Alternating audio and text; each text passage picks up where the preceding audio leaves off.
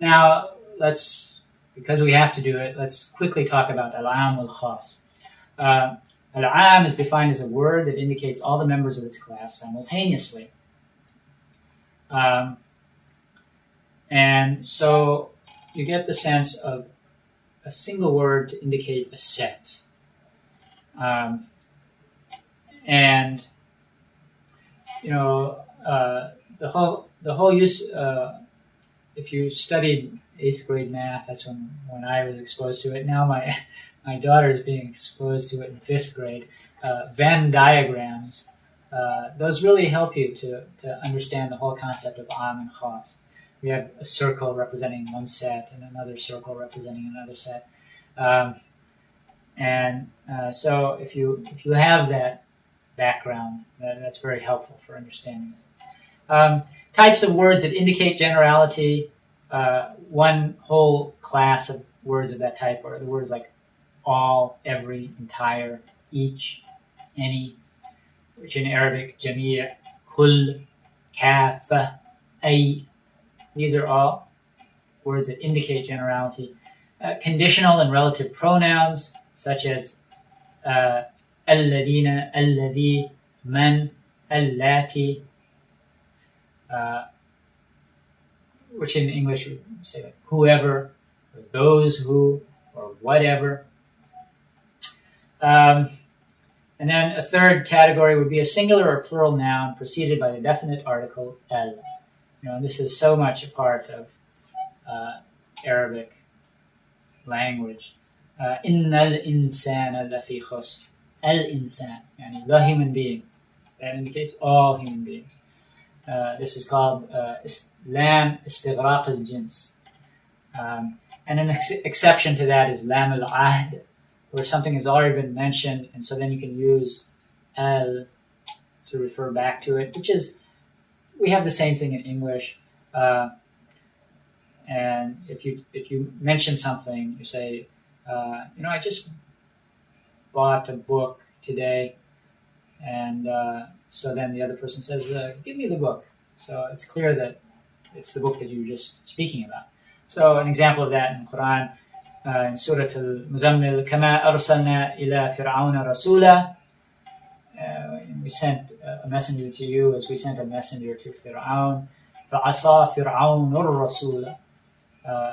Then Fir'aun disobeyed the messenger. So that messenger that was sent to him, that's the one he disobeyed. And indefinite nouns in a negative statement or a question or a prohibition. وَلَا يَظْلِمُ رَبُّكَ أَحَدًا. Your Lord doesn't do injustice to anyone. So أَحَدًا there. And then you have types of general text. You have absolutely general text, which remain general. وَاللَّهُ بِكُلِّ شَيْءٍ عَلِيمٌ. Allah has knowledge of all things, or He's the knower of all things. And the example that we just gave before, وَلَا يَظْلِمُ رَبُّكَ أَحَدًا. Allah does no injustice to anyone. And then you have general texts which are restricted, could be restricted by the same text. وَلِلَّهِ عَلَى النَّاسِ حِجُّ الْبَيْتِ مَنِ اسْتَطَاعَ إِلَيْهِ سَبِيلًا. And pilgrimage to the house is a duty to Allah for mankind, for whoever can find a way there. So it's a duty for all of mankind, and then an exception is made by mentioning whoever can find a way there. It excludes everyone who can't find a way. Then you have a general text that's restricted by a completely different text. So in verse 228 of Surah Al-Baqarah, it mentions women who are divorced will wait, keeping themselves apart for 3 quru, the menstrual periods or the periods of ritual purity in between the periods. And then in Surah Al-Ahzab, it mentions in verse 49, O you who believe, if you wed believing women and divorce them before you have touched them, then there's no waiting period that you must reckon.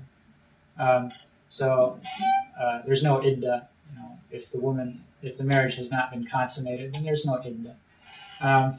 And then you have something which is general wording, but the intent was specific from the very beginning. the classic example of that, الَّذِينَ قَالَ لَهُمُ النَّاسُ إِنَّ النَّاسَ قَدْ جَمَعُوا لَكُمْ فَاخْشَوْهُمْ. Those to whom the people said, the people have gathered against you, therefore fear them. So the people is not all of humanity, but people, a group of people from Makkah. And قَالَ لَهُمُ النَّاسُ, and the people informed them. It was actually just one person, a Bedouin. The Muslims went out after the Battle of Uhud to pursue the Quraysh, just as a show of strength. That you killed some of us, but we're still able to put up a fight. And so they came across a Bedouin, and he told them, this Meccan army it's out there and it's waiting for you. So general terms were used, but something more specific was intended. And then a very important issue is that there's a whole lot of general texts which have been subject to takhsis, which means to clarify that the general wording is intended to apply to only some of the members that the linguistic wording would cover. So, for example, prohibition of marriage to mushrik women, that's in verse 221 of Surah Al-Baqarah. Verse 5 of Surah Al-Ma'idah makes an exception for chaste women of the people of the book. So, Jewish and Christian women, it's lawful to marry them, even though one can make a case, especially with Christians, that they're mushriks.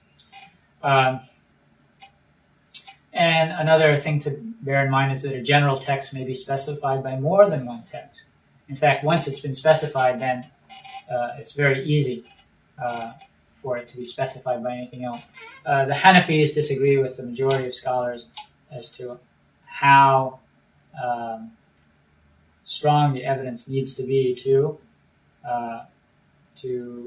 perform takhsis, to restrict the members of a set covered by general wording. I'll refer you to the Usul al-Fiqh lectures for the details of that. And then takhsis can be by the same text as we mentioned, or it can be by a different text. And it can be done by mentioning an attribute or a state, or to mention a part of something after mentioning the whole category, or to mention an exception, or to mention a condition, or to set a limit of time or space, or it can be simply by context. And the different texts, that means that you can have takhsis of the Qur'an by the Qur'an, Qur'an by the Sunnah, either spoken or wording, spoken Sunnah or an action, or it can be ahad hadith or mutawatir hadith. You can have the Sunnah restricted by the Qur'an. You can have the Sunnah restricting the Sunnah. It can be a verbal Sunnah or a practical Sunnah, action. Restriction can occur through qiyas, legal analogy. It can occur through logic, and it can occur through sensory perception. I refer you to the Usul al-Fiqh lectures for examples of all of that, and your text has examples as well. And finally, when we're talking about a conflict between the aamm and the alkhaass, between the general and the specific, the rule one is that when the aamm and the alkhaass conflict in a given case, then priority is given to the alkhaass because it's stronger than the aamm in the sense that it's more specific. So it's stronger in its indication of the ruling.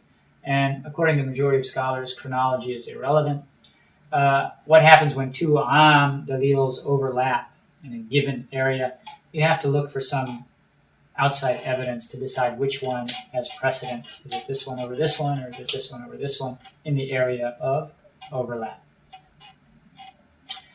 And Allah knows best. Assalamu alaikum wa rahmatullah. Subhanakallahumma wa bihamdik. Ashhadu an la ilaha illa anta astaghfiruka wa atubu ilayk.